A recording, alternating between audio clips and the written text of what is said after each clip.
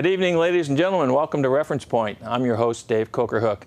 Over the last several months, we've had the opportunity to talk about the disruptive technologies that are coming into our world these days.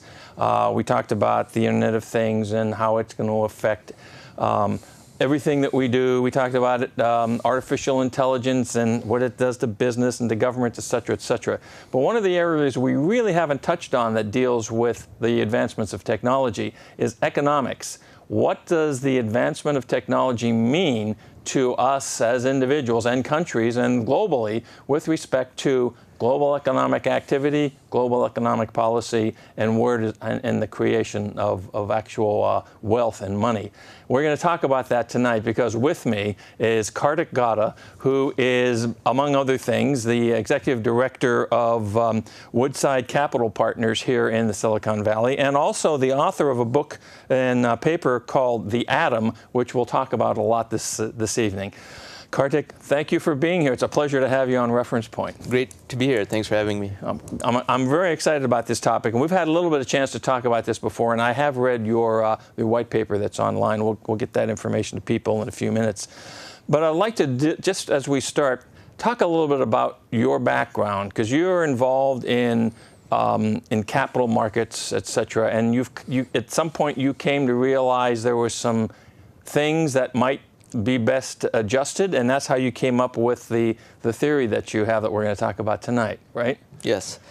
So the origin of this material is very interesting. So I have a background in technology and in finance, and about 10 years ago I started a blog about futurism and how to predict certain future events by analyzing trends and convergent trends, and that became one of the more popular blogs in the subject of futurism.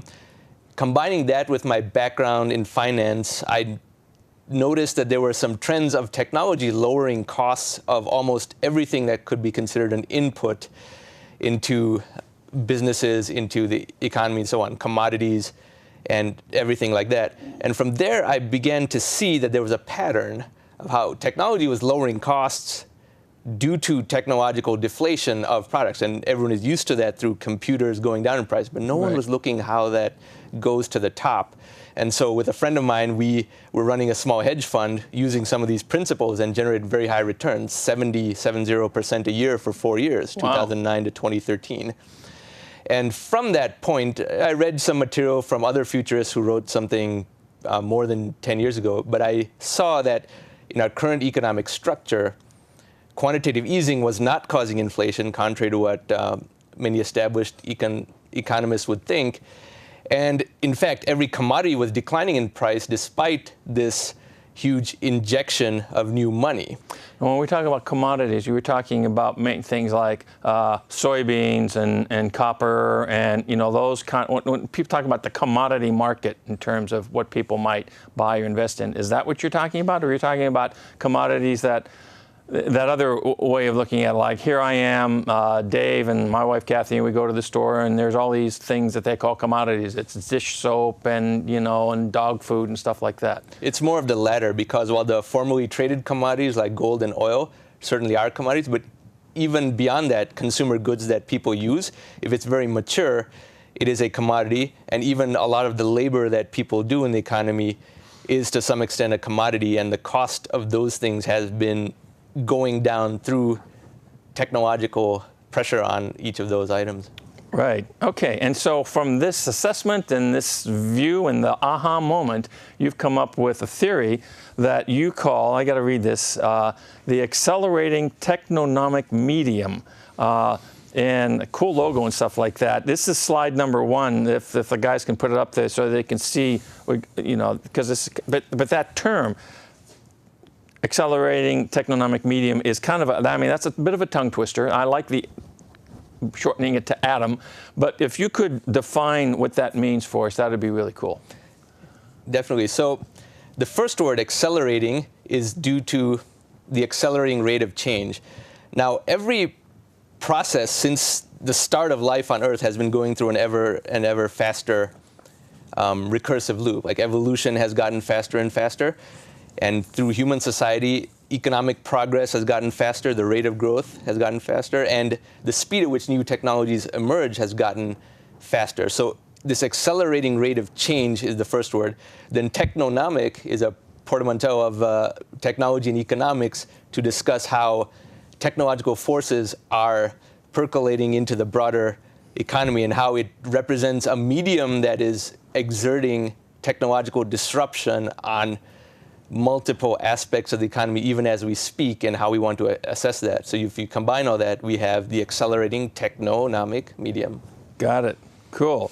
And so you're one of the things that you mentioned in your white paper that's online, and we'll get your website put up there multiple times tonight so people can see that. But in the white paper, it talks about the significance of the rate of technological change. And so I want to talk about why is that significance and what is that significance. I think we have a couple of slides. Slide number 4 that talks about the adoption of technology and is one of them, and then another one that we'll talk about in a moment. But let's talk about that. What is the significance of this rapid technological change? So the accelerating rate of change is now fast enough that it has a tangible effect on people's lives. While the rate always existed, say in the 19th, 18th centuries, it affected too few people for them to really experience any difference from knowing about it. But that's no longer true. The accelerating rate of change, which is a concept pioneered by Ray Kurzweil, but then others have built upon it, is now so rapid that being on top of this and observant of this leads one to see more opportunities that exist around them and to perhaps avoid pitfalls that can befall people who are less aware of this accelerating rate of change and the speed of technology that is inherent to that. So there is an important benefit to being more aware of that and a tangible cost to not being aware of the accelerating rate of change. One of the things that you mentioned here, and we got a slide that we labeled tech adoption, slide number 4, that actually shows how rapidly certain technologies have actually been brought into the use in the economy. That's the slide right there. And you can see how certain things have just really accelerated into close to 100% utilization that happen in a couple of years that used to take like decades. And so why is that? So because of the accelerating rate of technological change, each new cycle is faster than the previous cycle. This is something, like I was saying, it has existed even for billions of years. Each new evolutionary phase was faster, and that aspect of it is also translating to the technology that we see now. It's, in fact, a continuation of that. Mm-hmm. And as we can see from the chart, many technologies took decades to even reach 50% penetration. Now, any new technology reaches penetration in just a few years. Right. And this chart is just a US chart. I couldn't find a worldwide chart because that data doesn't exist for China and so on. But if we did a worldwide chart, which is the more appropriate one, we would see an even faster adoption. I can see how that was true because I know of countries who have leapfrog technologies to go into wireless for communications because they didn't have the infrastructure for it that we had built over in the U.S., built over so many years for like telephones, et cetera. Absolutely. So, now, the impact of that, one of the impacts of that is that you've identified is the decrease in costs associated with those various things and that make up those technologies. And we have another slide called cost decrease, slide number 5, that actually has a couple of things on it that shows how some of these things just drop off. It's like the SEM or it's boom. It just, the cost just plummets. And why is that? So people are familiar with Moore's law and they're used to how something tied to Moore's law, like a computer, gets cheaper and cheaper and cheaper. Right. But this chart highlights places where there is rapid cost deflation in areas where you wouldn't expect. Like, for example, on the upper left-hand side, there's solar panels. And note that both axes there are logarithmic, so the cost reduction of solar panels is very, very quickly, and therefore you get exponentially rising adoption of solar panels. Because the cost has come down. Because the cost has come down. That makes sense, yeah. And through, on the upper right-hand side, you have genomics and how that has fallen so much faster than Moore's law. The cost of sequencing a genome, in 4 years, it fell by a factor of 10,000 or more. It went from Wow. $10 million to $1,000. And Moore's Law is actually the shallow line there, and this is so much more faster than Moore's Law. And the bottom two are one that's a particular favorite of mine, because it's one that is huge in impact, but nobody really notices. It is the cost of lighting. So now we have LEDs that have replaced incandescent bulbs and some other temporary technologies like fluorescent lights. And now LEDs are on a rapid improvement curve similar to Moore's Law. So the watts consumed per unit of light is less. The improvement in cost per bulb is very, very exponential. So something that was a relatively inert product, the incandescent bulb, let's say it didn't improve much from 1965 to 2005, suddenly is on a curve of rapid improvement. And as we've seen, LED bulbs went from $20 to $2 in an extremely short period of time. Right. So we're seeing massive change and an accelerated rate of change. Is this acceleration a good thing? Should we try to temper the acceleration or not? So that's the first question. And then I'll go into my other economics question after that. But these things are happening much more quickly. Is that a good thing? So it is a good thing in the aggregate because human prosperity rises, but there is a lot of churn within that greater good. Certain industries go down while new industries come up. Certain professions are eliminated while new professions come up. And so for some individuals in that process, that change can be gut-wrenching to some extent. Right. But in the aggregate, it has been increasing prosperity at an ever faster rate. And we cannot stop this change because it has been around long before our civilization and long before even humanity itself. So it is an unstoppable rate of accelerating change that transcends any structure we could use to obstruct it or slow it down. Let's talk about that for just a moment, because I guess the reality is that these technological advancements are things that have been occurring for mankind since the beginning. And then there was fire, and then we started to get into metallurgy, and then we started to do this and started to do that. But these things used to take hundreds of years or decades at least and stuff like that. But now we're seeing, and so I guess the question is, historically, is there data that indicates that as these things came along, there was this socioeconomic improvement within the society associated with those advancements? There is data. It's somewhat spotty, but they do have data of GDP growth during certain periods of rapid advancement, as well as more universal metrics such as life expectancy increases or reductions in infant mortality. And as these innovations came in to improve living standards, there was improvement of this, as well as higher living standards in societies that had more advanced technology than ones that didn't. For example, the Bronze Age took 2,000 years to diffuse from West Asia to Northern Europe. So West Asia at the time, around 3000 BC, was much more prosperous than Northwestern Europe in that particular instance. Okay, so you also had the fact that the technology from wherever it was originated took a while to disseminate across the planet. That's changed a lot here in today's environment, where a new technology can come out and hit the entire planet in record time. I mean, it happens in days and weeks as opposed to centuries and Absolutely, eons. yeah. Amazing. So how does all of this impact economics when it comes down to yours and my wallet? So as these technologies emerge and at a faster rate, the business models that can be built around them emerge at ever faster rates. And you can create a profitable business model through new utilization of new technologies because you have a lower cost for some input into the business model that was a higher cost item before. Now, can you give us an example?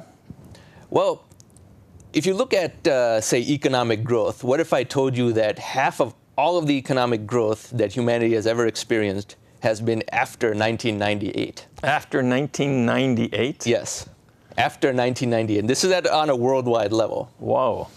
And because you can now do things more cheaply than items that used to be very expensive in the past. For example, international phone calls were very expensive until recently. Now they're free. So business models that were not possible when that cost was borne onto them are now viable business models. Okay. Or if you're a traveling salesperson and in the era before cell phones, you had to use a payphone, or you couldn't conduct as much business while you were out and about and in transit or something like that. Now you can, so your productivity is potentially higher, and you can do a lot more volume of business just with that one tool that didn't exist even 16, 17 years ago. I can directly relate to that because of the work that I do on a daily basis, and I find that I use my phone for that type of communication, for email, for text messaging to certain clients about things. And so when I compare what I'm able to do now with what I had to do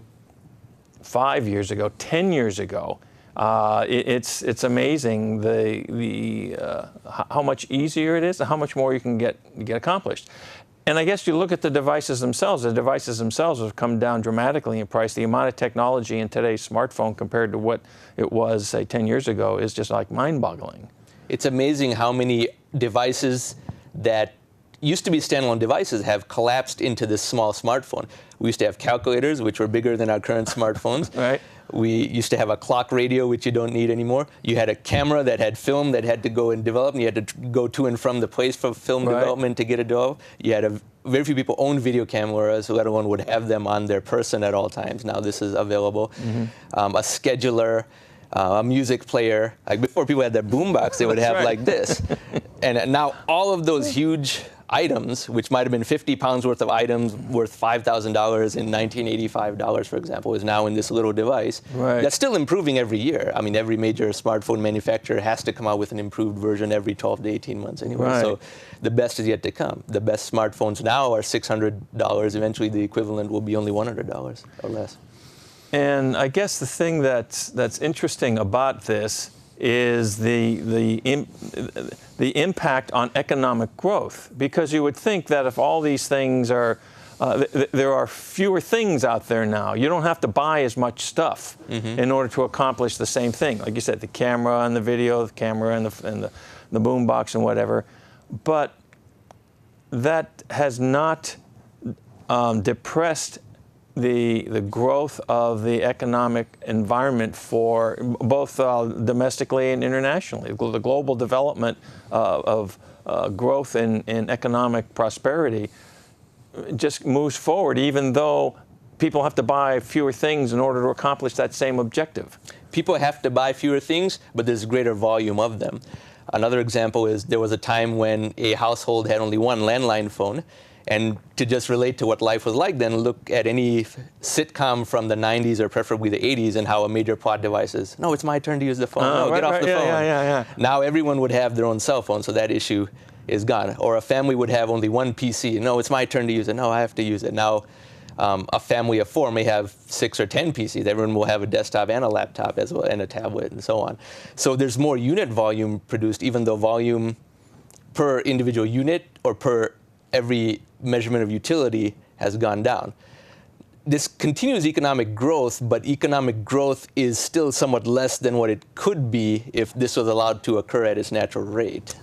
Great transition. Let's talk about what that means. So what you're implying is that there are some inhibitors to this natural growth rate that are present. Are these natural inhibitors, or are they fabricated inhibitors? They are fabricated inhibitors, and the reason for that is many of the economic assumptions, paradigms, and indicators that we use today were established in the middle of the 20th century and do not account for technological deflation or many other aspects of technology today. One great example is GDP. It's what everybody uses. Right. But GDP inherently rewards you for doing more with more, right, and does not reward you for doing the same with less. Whereas technology is usually about the latter, doing the same with less. Right. Therefore, technological progress is not given enough credit within the way GDP is calculated. Let's talk about GDP for just a moment. GDP stands for Gross Domestic Product, right? Yes. But my understanding, especially when I was, and I didn't quite grasp this until I was reading your white paper, that there are a couple of different ways that the government, and I don't know if it's all governments, or at least in the U.S., that we go to try to calculate GDP. And that has an impact on the accuracy of information as it pertains to growth, economic development, or whatever. Is that a fair statement? Absolutely. Now, a little bit of the history here. GDP in the 1970s, like before you had only what was called nominal GDP, how much would the gross domestic product of the country increase over the previous year? They did not back out inflation out of it. In the 1970s, inflation was very high, therefore they came up with a metric, real GDP, that takes out inflation. The metric existed before then, but wasn't the main thing reported in the financial media, because inflation was 8 or 9% in the 70s. Now, real GDP can make sense if you back calculate it over a 10-year period to take out inflation, but to calculate it on a quarterly basis is meaningless, especially in the U.S. when GDP is revised 4 times after initial release. Exactly. You see it, yeah. And nominal GDP is something you can't even find out anymore unless you download a government spreadsheet, which is an Excel sheet. You can't do a Google search where nominal GDP would even come up. But now, nominal GDP is more important than real GDP because I contend that we've allowed inflation to get too low, and that is inhibiting the rate of new technological creation. And that is why we are not seeing real GDP grow as fast as we could, because by assuming inflation was completely separate from real GDP, that has led to a neglect of nominal GDP. So I'm going to try to translate that into Dave speak. What we're saying is that the way that the governments have been either applying these statistics and or managing their economic resources has inhibited an inflationary activity that should be there, because as economic growth occurs, there should be some nominal amount of inflation that occurs with respect to that. Is that what you're saying? Yes, and for 2 very important reasons. Any, say, technological startup or even a large corporation, when they report their revenue or make a decision on capital expenditure or hiring, they don't look at the nominal number. They don't back out inflation and report 2 different metrics of inflation-adjusted revenue and earnings versus not. Now, since the nominal number is going to govern their hiring and their CapEx, by letting nominal GDP go too low, we have inhibited CapEx and hiring in these large companies and have slowed startup formation, because the trajectory of GDP that a business can sell into is weaker. What was medium risk has become high risk, and what was low risk has become medium risk. Ah, interesting. Okay, we have less than 5 minutes left in the show, so I'm going to ask you if you wouldn't mind staying around so we can do another episode here to talk about the atom. Yeah. But before we leave today, I would like you to start discussing some of the concepts in here relative to how governments ought to make some adjustments to the way their economic activity is structured. We'll get into it in more depth when we have more time next show, but I think it's important to let people know that there is you have a vision here that I'd like you to kind of like take the next couple of minutes to express that vision. I'd love to. So there are 3 or 4 paradigm shifts that are needed, and because of the accelerating rate of change, the pressure on governments is going to be faster and sooner. They cannot operate on a government timetable. They have to operate at the speed of the information age, so to speak. So 1, we have to correct this nominal GDP problem.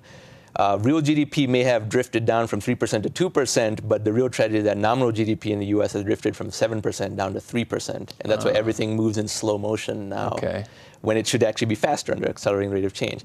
Quantitative easing offsets technological deflation, and no one else, to my knowledge, has come up with this connection. World quantitative easing has been $18 trillion. $200 billion a month ongoing as we speak, yet there's no inflation. Every commodity is down 40 to 80% from its highs, whether it's gold or oil or natural gas or anything like that.